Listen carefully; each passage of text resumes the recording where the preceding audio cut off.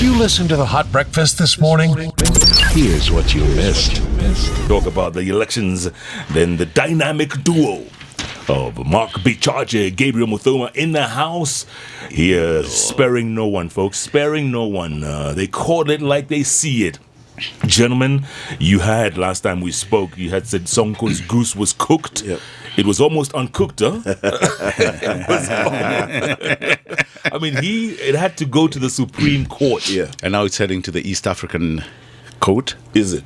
Yeah, I think he's taking it there. I mean, you know Sonko. No, he will try. He will try, but regional courts of justice typically do not interfere with political matters. But let's wait. Well, they do not. But you remember Martha Karua did the very same thing regarding Kirinyaga, and I think he got some great judgment.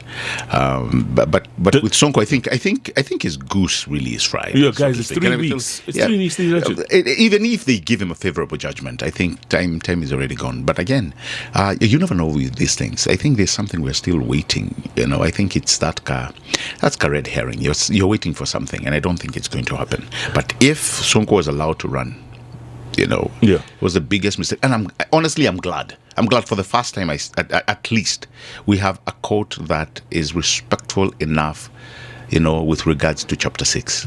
Otherwise, it would have been a blow. It would have been a slap on Chapter 6. Would he have taken Mombasa, Mark? Oh, yeah, he would have won it. Oh yes, he would have won it. I tell you, without a doubt. And the reason he would have won it, by the way, is completely racial. That's a sad part. There was a big sentiment that Mombasa was tired of Waarabu and they wanted, the term was Nyolengumu, as though hard hair would help you do anything. But the beauty is the courts have saved the people of Mombasa from their own madness, from the same madness that affected Nairobi. And this is the question: how did professors, PhDs, the nicks of this world queue up to vote for Sonko? That is the big question, and that really is what scares me. That Kenyans can willfully walk themselves into perdition without a second thought, and that's a scary thing, because Sonko was a self-confessed prison prefect, and we still voted for him, and that's interesting that you would not make Sonko your watchman, but you would give him the governorship. That's the weirdest thing. I think amongst many of the leaders, is one of the people who just knows how to play with people's minds. Nick, Sonko has mastered what it takes to be a politician, a populist politician. Was it last week, Mark, or the week before? We saw him from nowhere. Yeah, he joins the president's entourage in Kasarani. In Kasarani. Yes, and this is somebody he threw a lot of crazy names to. Well, you can't say much about Babu Owino, but still, you had somebody who he's been abusing, Mbadi, the current NMS boss. You have Kananu there, and the guy picks the mic, and he's rabble-rousing and he's talking all these kinds of nonsense, and then all of a sudden we hear his case has been squashed. Now it's heading to the Supreme Court, and before that he gets a reprieve. He's already started campaigning in Mombasa. You saw how Mombasa went out. It was crazy. It was crazy. But I think the guy has mastered what it takes to be a surviving politician. No, this is really what, for me, separates a politician from a leader. It's very easy to be populist. It's very easy to be the candy salesman. It's so easy because you can promise people everything, and that's what Sonko mastered. Sonko mastered, I'll bring you blankets, Sonko rescue team, I'll give you cash every time you come to my office, I'll give you cash at every harambe, and basically he bought his way into leadership. But once he was there, once he had the position, was he capable of leading? No, he was not. His entire CEC cabinet committee was being disheveled every other day, firing people left, right and center. They didn't tell you. The guy was insane. From the cabinet, the CECs were given monthly contracts. Yes. Every month. You sign every month. It was madness. He was running a proper madhouse, and that's the problem. The Kenyans who are listening to me, this is how you know a dictator, from Hitler all the way to Sonko himself. They promise everything before they get into office, and then they squeeze you for everything once they get into office. And that's the problem we are going to face also in the presidential election if you're not careful. Any person who promises you everything is a liar. You can't even promise everything to your wife. It is true. And that's why I think, Jeff. And yet Kenyans were going to, Mombasans, Yes. were going to vote him in. Because of Nywele Ngumu. Jeff, That's let a funny thing. me, let me tell you something else. And this, I think, this we must do as people who, I don't want to say people who've gone to school, no, but people who understand things. Because understanding and, it comes with an element, not a bag, it comes with an element of thinking on its own. And that's why most of the time when you're told to guide people, you use the knowledge that you have. So, Mark, I think at the end of the day, we must do something to ensure the likes of Sonkos, because there are so many. Knowledge must precede the excitement of punching a wall.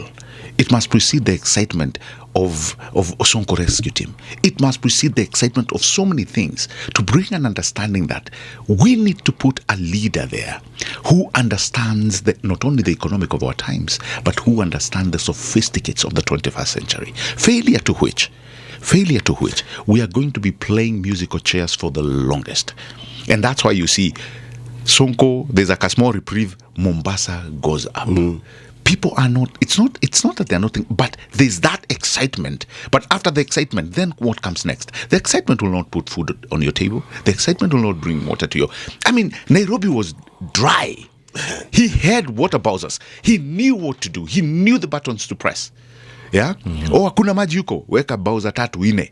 You go there. Just because they're written Sonko rescued him. And this is the governor. Why is it the Kenyans vote for mediocrity, Mark?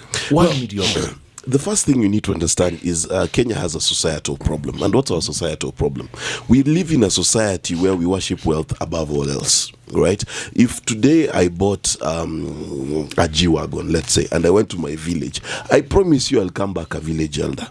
Right, notwithstanding how I got the and money. An extra wife. Yes, because in Kenya we pride and privilege ourselves on the ability to access wealth. And what has Sonko done? If you look at all his pictures, all the massive amount of fake gold around him in the background and everything, and Gucci and all of those things, he embodies what every other Kenyan wishes to be. Because in this country, we don't wish to be orderly citizens. We don't wish to be respectable citizens. All we want to do is to be wealthy at no matter the cost, which is why we don't punish corruption, because secretly we are jealous of the corrupt. We desire to be like them. When we pass by their houses in Runda, we're like, we want houses like that. Sadly, we've never been told how to become wealthy.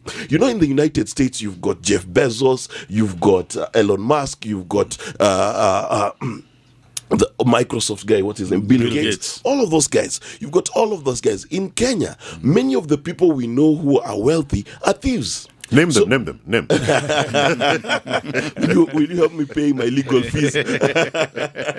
You understand? But that's the problem. That many of the people we know who are wealthy, there's a corruption story about it. If you look at what asset recovery has done in the last 3-4 years, and you find a guy who's a clerk at Central Bank and he's worth 56 million shillings. You've seen that lady who was paid per diem worth 26 million bob. Where do they get that money? And that's the problem. So you don't have a story of 26 million shillings hard worked for and won, but you have a story of 26 million shillings fraudulently gotten. So as a society, we worship that. But at the end of the day, we also have a political system that it is the person in power who pays for your vote, not the voter who supports the person in power. In the United States, as you know, congressmen, senators are on the phone all the day going, Gab, how are you? Please send me $1. I will represent you, right? And you've got all this campaign funding. In Kenya, we don't fund our politicians. So at the end of the day, if I expect to be paid by the politician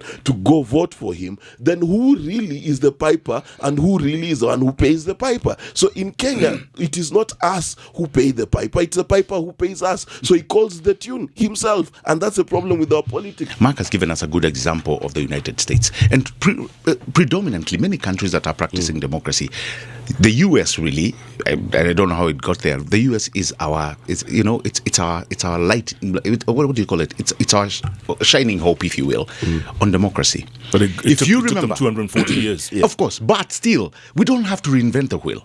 Yeah, we've shipped most of our of our democratic space using the template of the United States. And this is what I want to tell you. I think where we need to learn something primarily on how they do their voting. Now, if you remember when Barack Obama and John McCain running for office, and thereafter Mitt Romney, if you look at those three gentlemen, if any of them want to get elected, America would still be safe, right?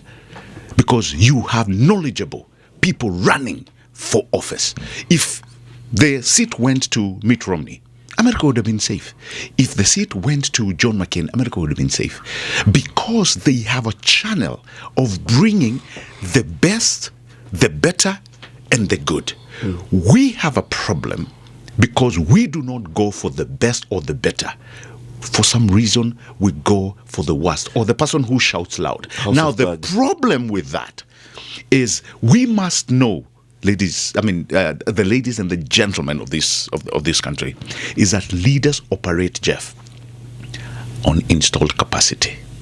A leader operates on what they know. So when you put leaders like Sonko, they are operating on what installed in them. They're operating at 1 kVA and Nairobi needs 100. 100. Do you know what will happen, Jeff? There's going to be a malfunction.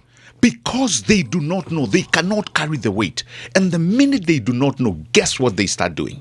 They start guessworking. Because not so many leaders want to open up and bring in ideas and people who can help them. Like Sonko, he would not bring anybody around him. And he knows very well, he does not have what it takes to run a city like Nairobi. But he is so afraid of saying, you know what, Nick, I need help in communication.